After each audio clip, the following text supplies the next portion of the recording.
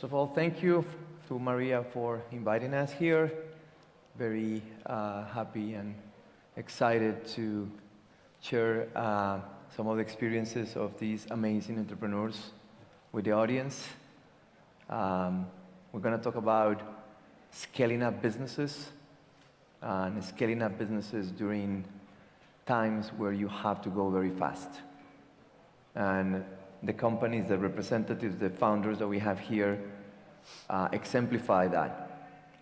Running companies at top speed and scaling businesses into the globe, into multiple geographies, multiple verticals, developing multiple business opportunities at very, very fast speed. So I'm going to start by, quickly asking a quick question to the three panelists about their experience and the way that they have tackled the challenges of scaling up their business when they have to be juggling multiple things, fundraising, hiring people, expanding into a new geography, trying to get a little bit of insight that could be useful for a lot of the founders and entrepreneurs in the audience on, what are those challenges and how to tackle those challenges as you scale your business. So Matthias, you have been doing this for 8 years, started your business in 2013. Correct. Moved from Argentina to the US and to the world. Actually, no. I stayed there. I stayed there. Oh, the company. The company, yeah, gone global, yeah. So when you were in those moments of scaling up, that moment that everybody, pictures as an inflection point and this accelerated growth, what were the key challenges for you during that time? So we started in 2013, and I think we were lucky in terms of our timing and how quickly we found product market fit. We had like 1 year bootstrapping the company with our own money. We actually didn't come from like Silicon Valley kind of background. We haven't done a startup before, and so we didn't really have a clue of what it meant to scale a company even. And my previous job was as a consultant. I had a consulting company doing offshore development for others. So I knew what it meant to be scale an organization at a certain level, but not a product. And so when we, in end of 2013, we had to do fundraising. We already had a couple of customers and like a quite good product market fit, I would say, because of the timing.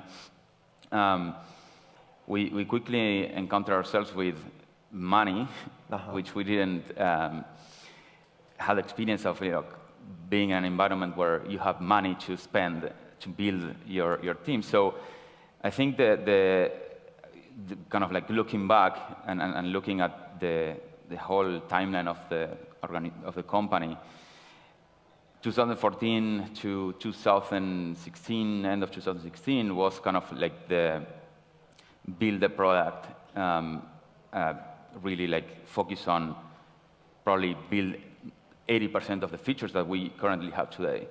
And of course, bootstrap the sales and marketing go-to-market motion. So you prioritize product development, not Correct. only focus on that, and kind of sales and marketing.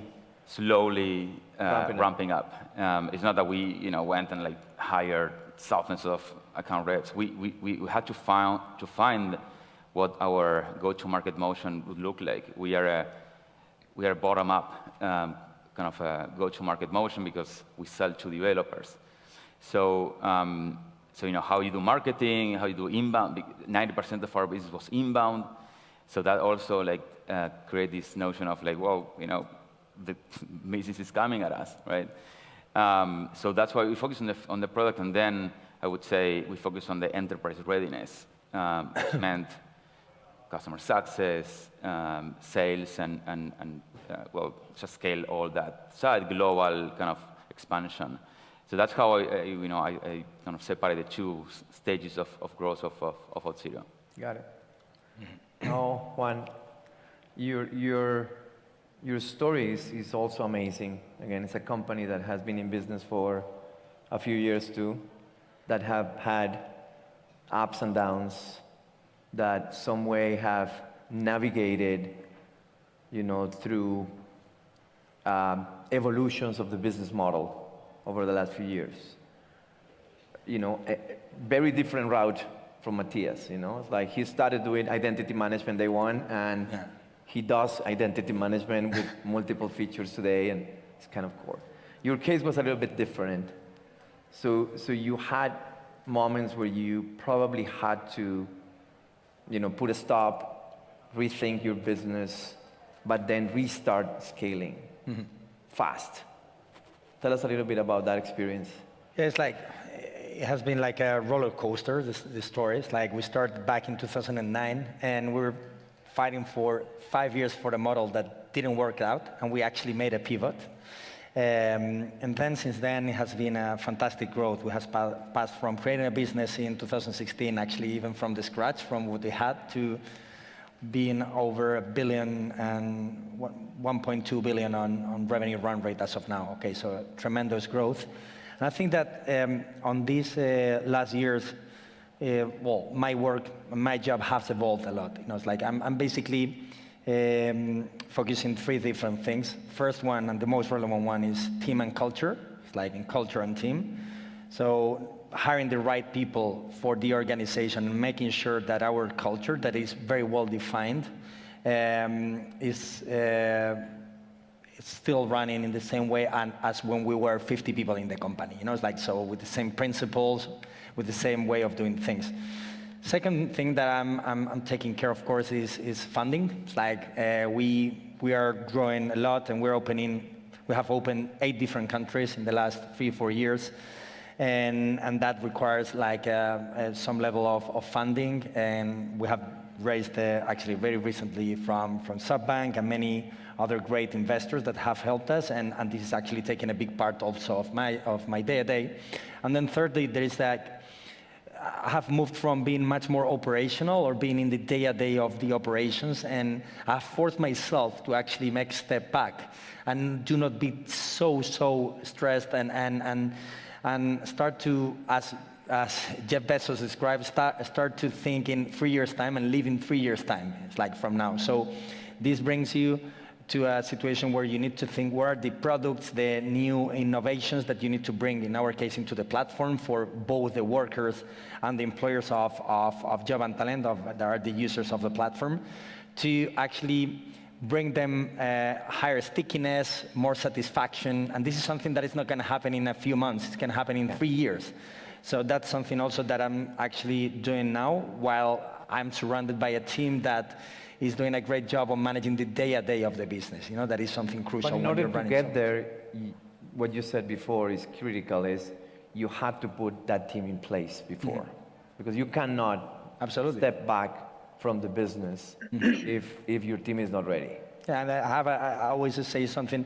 If I have any meeting where I cannot, when I'm taking this meeting, and if I'm not in that meeting, the meeting cannot happen, there is something wrong. It's like, so there should be always a co-owner with myself, that in case I don't go to a meeting, someone can hold the meeting as well and as good, or even right now much better actually, than how it would be held in this meeting. Absolutely. Let's talk to Alex directly from beautiful Paris, right? Exactly. Happy to be with you virtually, and sorry not to be able to make it physically this time. No problem. Hopefully you can make it next year. Alex, you have also a fascinating story. You are in another very hot segment of this industry, the fintech space. You provide solutions for SMEs. You are a challenger to these huge institutions that have been doing this for many years. Tell us a little bit about how you have been able to scale the business, particularly when you are in this environment that is regulated, that has very strong and well-funded competitors? What has been the secret to scale your business at speed? So first, it's been tough, and it's still tough. So I won't pretend it was easy. But I think the important point is that we started really from a personal pain we suffered with my co-founder, Steve. So we basically started 4 years ago because we started the first company together 6-7 years ago, and we realized how broken business banking was. So opening an account was complex, understanding prices was complex, getting hold of our account manager at the bank was really a nightmare. And so when that first company got acquired, we said, okay, let's try and fix this pain that we had ourselves. And so, of course, we knew it would be a big challenge and a long marathon, as we say.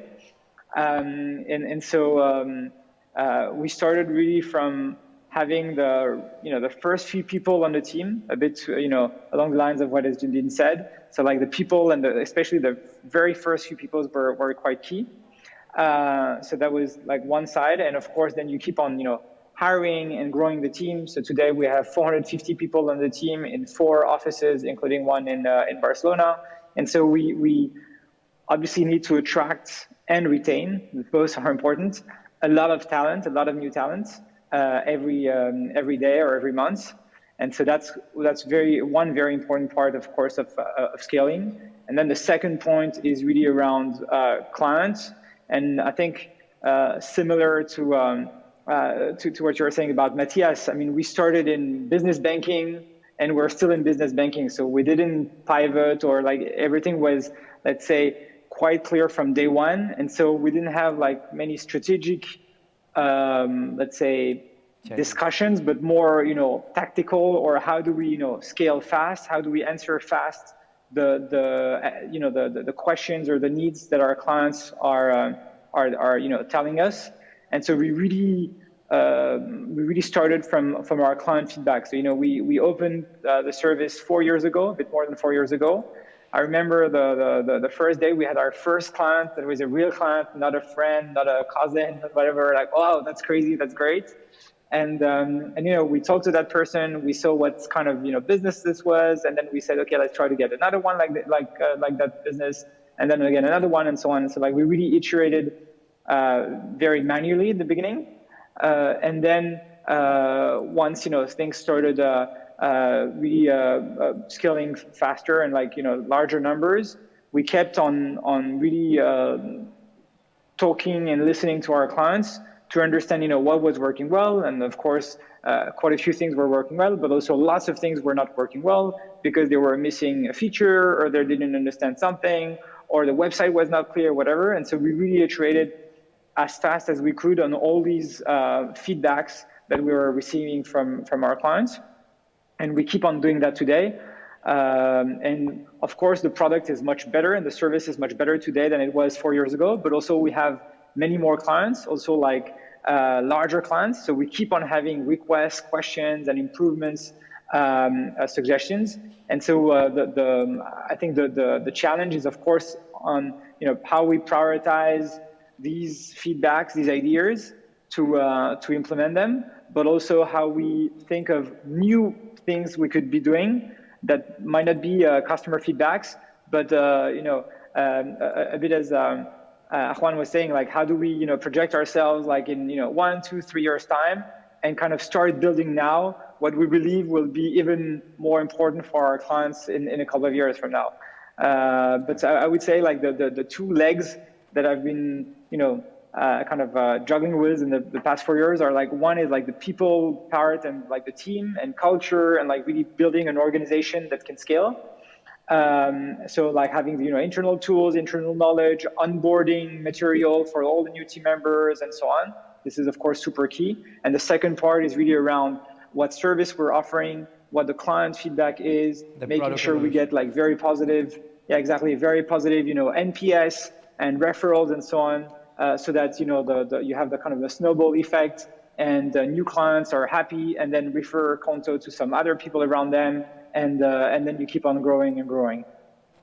Thank you, Alex. And you touch a very important point, and I want to switch gears to two things. One is, let's talk about product, and then we're going to talk about geography. But I remember at a certain point I had the opportunity to meet Steve Jobs and talk about, you know, product development and product creation at Apple. And he didn't believe really on listening to the customer. Again, you know, he didn't go and run a focus group or market research to create the iPhone or features when this business was scaling. And that's kind of one philosophy of scaling a business. You know, in your case, Matthias, and you, Juan, how do you see product evolution as part of the scaling? Should you be like completely focused on this is what I want to build, this is my roadmap, this is what I want to get, and you know, Mr. Customer, I'm going to give you what I think you know you need, and the business will scale, or you think more on a collaborative way and more of like working together and bringing the input from the customers in that scaling your product? I'll start. So I actually, I'm very much of the school of Steve Jobs, and especially when I was younger, I would think that you know, the vision was everything, and I actually had a very clear picture of what the product we should build would look like. Because also I knew the problem very well. I was working 8 years on this, kind of building the same thing, but using our other tools and other things that were available. So I knew the problem very well. When you know a problem very well, I think you can build a solution that is pretty good at that. Right now, that I think what I learned over time is that, especially in enterprise software, that is not enough. Like maybe it is for consumer, but when you're in B2B, yeah, that of course has to exist. You have to have a vision, you have to have an opinion, you have to have product sense, but then customer is very important. And in fact, it's a big lesson that I had is like, I didn't believe in product management early on. Like, you know, what are these guys gonna do? Like, I know what we have to build, and like, you know, what is the value really of product management? And you know, when we reached that like stage of 2016, 17, when like product engineering was getting all the inputs from all the different places, roadmaps, sales, security issues, bugs, and you had to prioritize all that. Then it's not enough anymore to have like just a nice vision and like and Steve Jobs dictator saying like, oh, we build this. Like that's not how it happens, at least in my mind. In you need to have a methodology, you need to have a discipline to manage that. Yeah, totally. What about in your business one? Well, in our case, we have a good story about that because in the old model, we're optimizing the old model and doing focus groups and trying to hear the people and improving the base. But suddenly we realized, well, it's like once you get to know and you have a good understanding, a real understanding of your customers, then is when you can actually create from 0 to 1. It's like, and the decision that we made at that point was, we cannot really optimize what we have. We need to create, we have a car, but we need a rocket. It's like, so, and you cannot create a rocket by optimizing a car. You need to really get this rocket. And that was the decision. We actually built a new product based on the knowledge and intuition that we had at that point after understanding well our customers. And I think that's the base of innovation, that's 0 to 1. Then, of course, in order to get from 1 to 1.5 or 2 or even 3, you can optimize it with what you have, but what really matters is that 0 to 1 thinking, and I think that that's the philosophy that we have, and that's why we have that into our DNA. We made this big move as a company years ago, and you still feel that the people is still actually thinking on many areas on that 0 to 1 way. You know, it's like, what is the next big thing that we can do actually to make a dramatic an exponential move on the company? You know, and that's how we would define it. That is completely true. One thing that happens normally and is an issue particularly for B2B companies is when you're trying to scale and you want to go fast, if you pay too much attention to what every customer is asking, because every customer has different needs, you know, and they pull you into different directions, then you precisely have, you know, a force that slows down the enterprise. So Alex, in your case, how did you tackle that when you go into SMEs that are not necessarily a very homogeneous space? Did you try to create like a minimum, you know, common denominator, you know, across the entire market, or how you tackle being able to have something that is, you know, generic, that you can scale, that can build, you can sell more, but at the same time, you know, not leaving your customers with, you know, unsatisfied needs? Yeah, that's a very good challenge, and I mean, that's a question we're asking ourselves every day. So I'm not sure I could say that we have cracked this totally, to be honest. But I think we started indeed by having, you know, a good business account with the basic need, like, you know, transfers, cards, and everything you need to basically start a company or run a company on a daily basis. But then, of course, if you're like a retail store, or if you're, you know, like an architect or a design agency or whatever, like you might have different needs, different, you know, other software using. So maybe some are using, you know, like some e-commerce modules. Some other companies are using like, you know, iZettle or SumUp, card readers, and so on and so on. And so we quite rationally, let's say, you know, look at the market, look at the segments, look at the number of times we get a similar question from one industry, one, you know, vertical, and then we try and build, you know, the V2, like the you know, better version of the product, or the integrations rather, for these companies. So what we do is basically we have one base which is really the same for all companies, all markets. And then we rather play on the integrations and partnerships with some other players to be even stronger, even more relevant for a specific segment or a specific industry. So that's in terms of industry. And what we've seen also is that what we started like with 4 years ago was even more relevant for, let's say, a very small company, maybe 1, 2, 3, 4, 5 employees. And as we grow, and as our clients, you know, grew with us, we saw that they had like, you know, additional needs like managing expenses, or, you know, spend management with a team, bookkeeping and accounting, and so on and so on. And so we're adding also these elements to the product right now on top of the business banking part. So we're also, again, growing and adding some services based on the feedback and the needs we get. Exactly. Great. So let's switch to the other important component of scaling that is, you know, very close to my heart. I have done this for many years, and I work very closely in my job with my portfolio companies on looking at scaling the business geographically, you know. There is always a temptation to say, I want to be global. I want to have a business that is in 150 countries.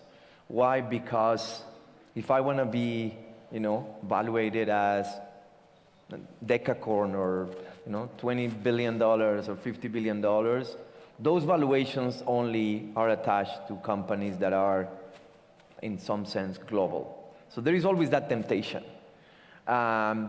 I have seen companies that are incredibly successful in one market because they were able to crack the code of that market, and that market had a very particular signature. And then because of this temptation of going global, they just raise money and they start going everywhere. And then in some cases, it doesn't work. And there's a lot of money that is wasted and burned just because they were not ready. So it would be interesting to hear from you guys, what is your experience when you were, you know, when you faced that challenge?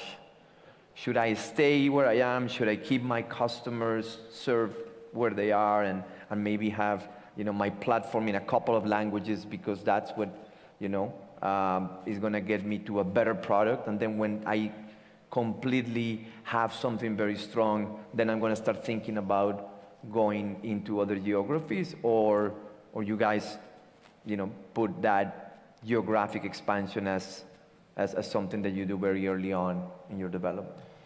Yeah, I think that there is no kind of one-size-fits-all answer to that, of course, right?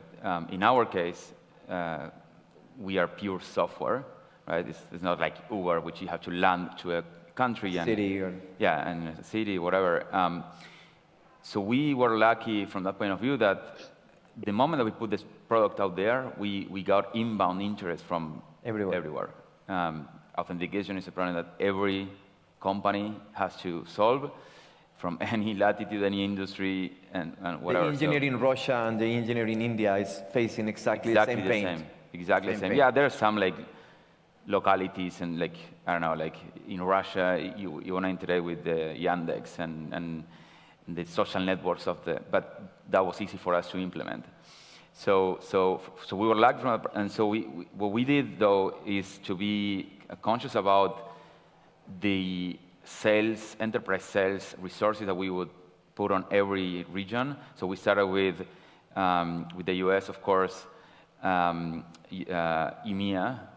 from London, and selling everywhere in EMEA, and then Australia, which surprisingly had a lot of inbound interest. Like somehow Australia was kind of in the leading edge from that perspective, and those were the regions we started with, and then we expanded into Japan, Latin America, and so we have business today everywhere, and that's actually one of the reasons why Okta, the company that bought us, they are US only.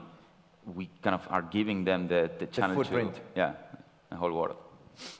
What about you, Juan? In our case, we had like a global aim since the beginning, but I think it's a clear trade-off for any company that has a global ambition between density and size, and reaching that density and size, especially if you're a marketplace and that has local network effects like we do, and being spread among 8 different countries and where you are not relevant in any of them. It's like it's much more valuable and better to really have density and size in one precise market to see actually the network effects that you can generate, and this is actually what we did.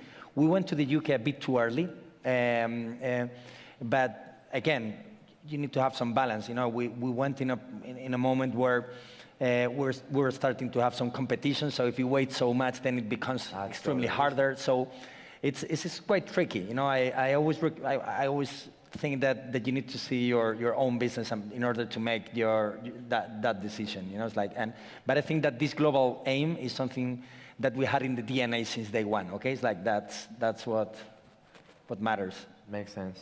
Alex, what about you? What is the plan for Conto at scaling the business into new geographies?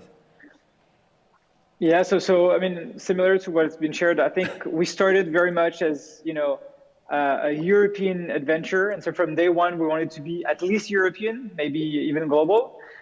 Just to give you a couple of examples, but the name Conto, we chose Conto because it meant account in the Esperanto, like the theoretical European language, and we thought it would work well in lots of different European markets.